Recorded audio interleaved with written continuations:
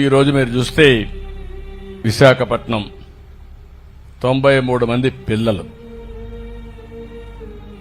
ఒక అతను చర్చి పేరుతో వాళ్ళు ఇచ్చేసి దగ్గర ఆర్ఫన్స్ ని, పేదవాళ్ళని ఒక 93 మంది చేర్పించారు.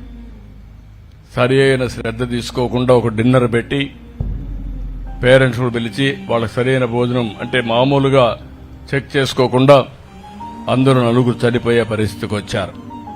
చాలా బాధేస్తుంది. నేను ఒకటే చెప్తున్నా, ఎవరైనా సరే ఒక మంచి కార్యక్రమం చేయాలన్నా బాధ్యత తీసుకునే బాధ్యత మీ మీద ఉంది.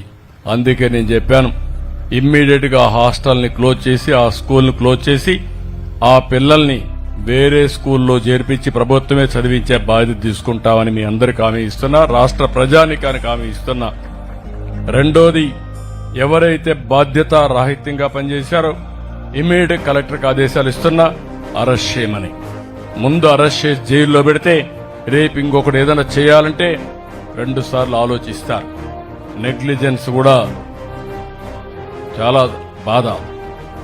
ఓసారి మంచి ఉద్దేశం మీకు ఉండొచ్చు కానీ మీ మంచి ఉద్దేశంతో ప్రజలను చంపడం కూడా కరెక్ట్ కాదు.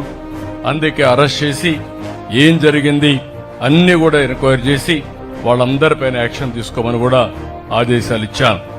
3 చనిపోయిన పిల్లలకు ఒక్కొక్కరికి 10 లక్షల రూపాయలు ఆర్థిక సహాయం చేస్తున్నానని చెప్పి కూడా నేను మీకు తెలియజేస్తున్నా.